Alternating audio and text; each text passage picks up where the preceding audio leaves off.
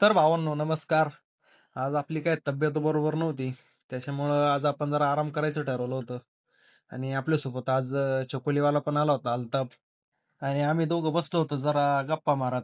तेवढ्यात मला आला शेठचा फोन. गाडी भरायची होती. मग काय भाडं वगैरे ठरलं आणि लावली गाडी भरायला. ही अल्ताफची गाडी आहे चकोली.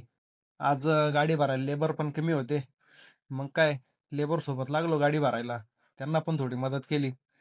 कारण आज ते चौघच जण होते. इतर वेळेस असे 6 जण राहतात. लेबर कमी असल्यामुळं जरा आपल्याला उशीर झाला होता. 20 एक मिनिटं लागली होती ग्रेनेड भरायला. ग्रेनेड भरून झाल्यानंतर आपल्याला हे 4 पीस आर्टिफिशियलचे टाकायचे होते. मग हे आर्टिफिशियलचे 4 पीस टाकून घेतले आणि दोरीने आपण बांधून घेतलं होतं ग्रेनेड आणि कामं पण कमी होते. मग अल्ताफला म्हणलं, "चल येऊ जाऊन कोपरगावला." तो पण बोलला, "चला." मग काय त्याला घेतलं आणि निघालो कोपरगावला. तब्येत बरोबर नसल्यामुळं आपल्याला कंटाळा पण लय येत होता. मग काय करायचं? मग थांबलो कोपरगावच्या अलीकडं येसगावमध्ये स्टिंग प्यायला. तिथं स्टिंग वगैरे घेतली आणि आपले मित्र पण येले होते गाडी खाली करायला. मग ते स्टिंग प्यायला नाही म्हणले, मग त्यांना चहा पाजला. चहा पिऊन झाल्यानंतर आलो होतो आपण येवला नाक्यावरती. येवला नाक्यामधून आत कोपरगावमध्ये टर्न घेतला. आपली गाडी खाली होणार होती धारणगाव रोडला. मग काय आलो इकडं धारणगाव रोडला. रस्ता पण लय खराब होता. आणि असं पण नगर जिल्हा जर म्हटलं तर रस्त्याची सगळी वाटच लागेल राहते.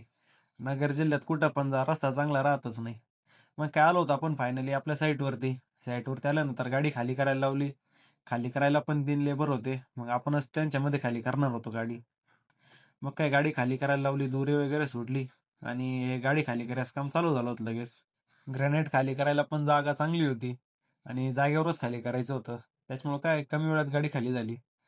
हातपाय जरा खराब झाले होते. मग हातपाय धुतले, पेमेंट वगैरे घेतलं आणि निघालो आपण आपल्या परतीच्या प्रवासाला. अल्ताफला पण गाडी भरायची होती आणि तो पण गाडी भरायचं लोकेशन बघत होता. इथून निघालो आणि आलो आपण येवल्याच्या टोल नाक्यावरती. टोल नाक्यावरती आल्यानंतर या गाडीवाल्यानी पण जरा आपल्याला 10-15 मिनिटं टाइमपासच केला होता आपला. त्याचं फास्टॅगच स्कॅन होत नव्हतं. मग आपण त्या लाईनमधून गाडी काढली आणि पहिल्या लाईनमध्ये गाडी लावली.